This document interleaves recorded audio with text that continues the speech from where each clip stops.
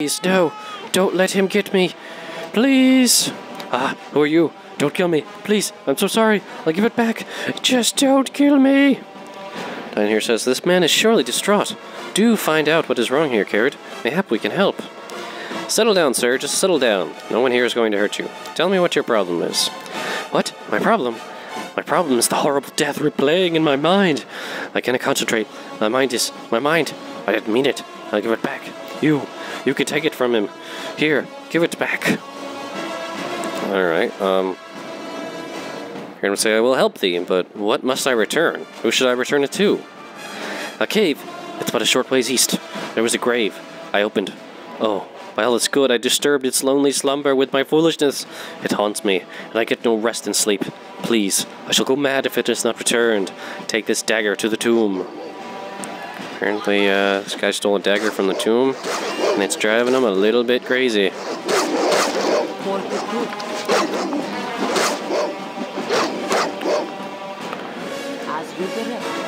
And he was also running from wild dogs, so he was just generally having a bad day all around. Oh hey, more skeletons. Oh, down here. Fireball. Woo! Yes. They're dealt with.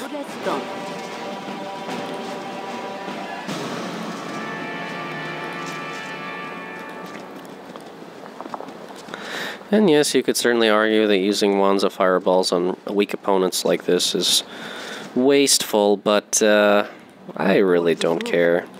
I mean, I already feel like the party has way too many resources than it really needs. It has all these magical items.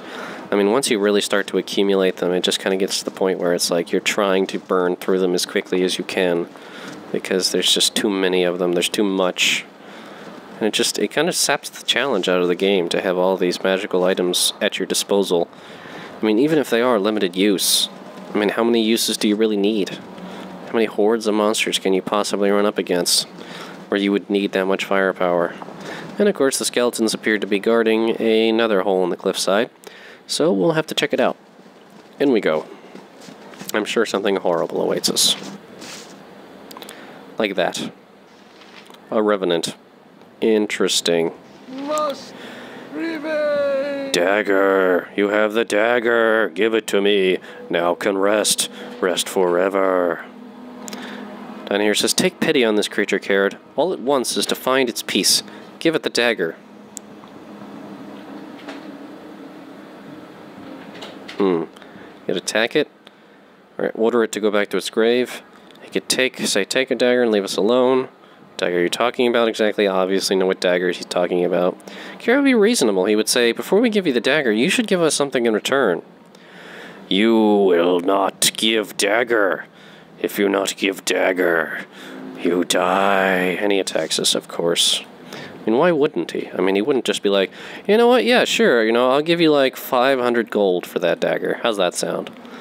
And the party would be like, well, I guess that's, reasonable. I mean, it's a magical dagger after all. I mean, why? Never mind, we're just gonna kill him. We're gonna get you. Yeah, you weren't very tough. You tried to be tough, but it didn't work out for you. Okay. Well, apparently the Revenant is now at rest.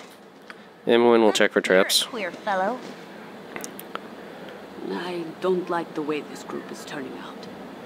Better leadership might help. Yes, Jaheira, you're such a better leader than Kered is. Why don't you just tell everybody? Okay, another potion of invisibility, another mithril ring. Emwyn will keep that. Potion of freedom. I don't know. There you go, Minsk. Why not?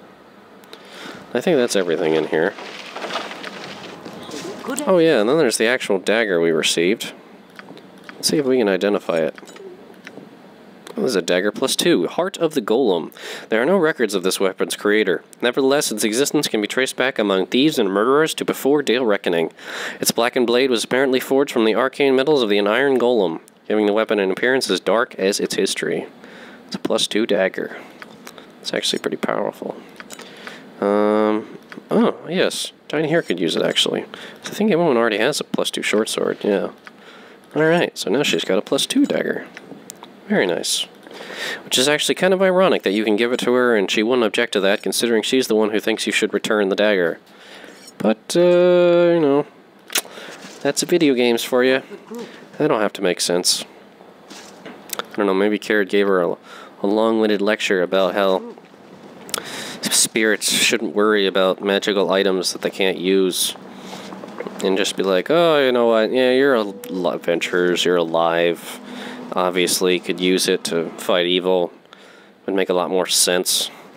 I mean, why be greedy? I mean, you're already dead. I mean, what do you even need stuff like that for?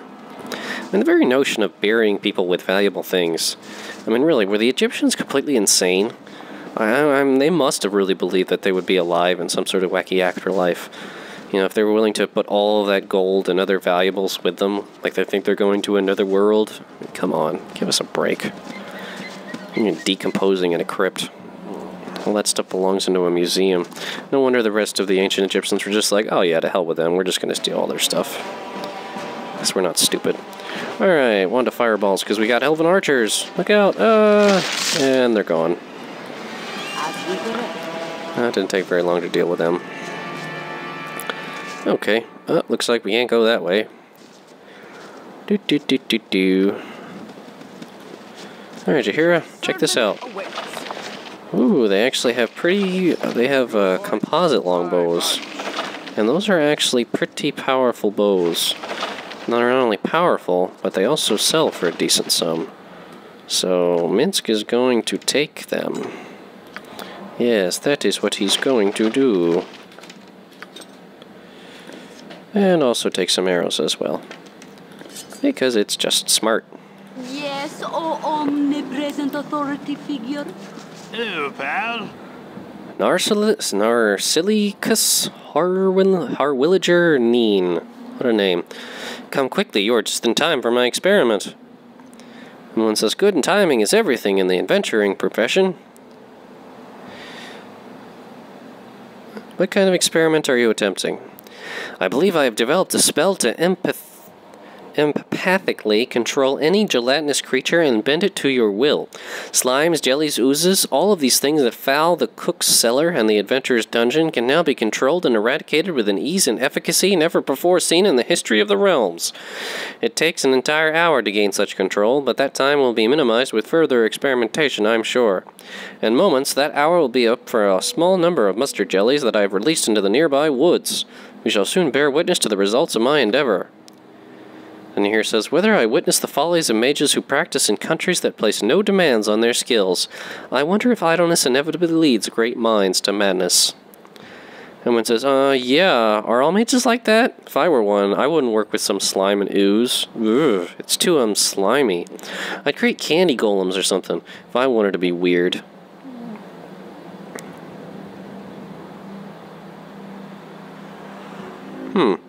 How would Kered react to this? He could say that it's fascinating and ask if he wanted to share it, or he could call him mad and say what is he doing experimenting on creatures by releasing them into the wild before witnessing their true effect. I don't know, would he be critical, or would he be... I don't know, down here thinks he's mad. Emma thinks it's creepy. Yeah, Kered would probably be pretty indignant and say, are you mad? Experimenting on creatures and then releasing them into the wild before witnessing the spell's true effect?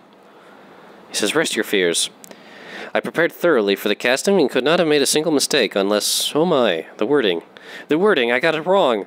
Rather than controlling them, I fear I've transformed them into a far greater menace, the dreaded green slime.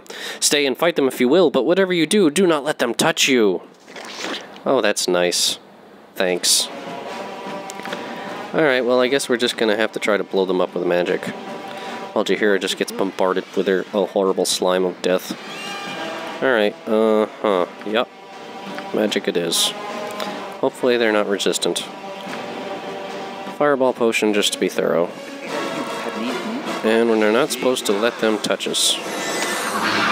Kaboom! Wow, that actually wasn't that bad. Now there's 2 skull traps floating there. Ew. Well, we should probably avoid those, because if we go anywhere near them, they're going to both go off. And that's actually going to be a lot of damage to whoever goes anywhere remotely near it.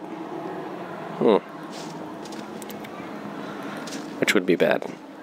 Oh, yes, and everyone used her fireball potion, so she'll take this one. Wild dogs. Goodbye. Pew. Good as done. Alright.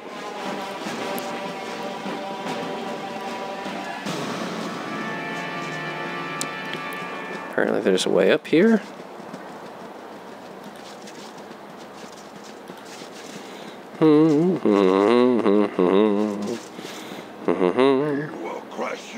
Ogres.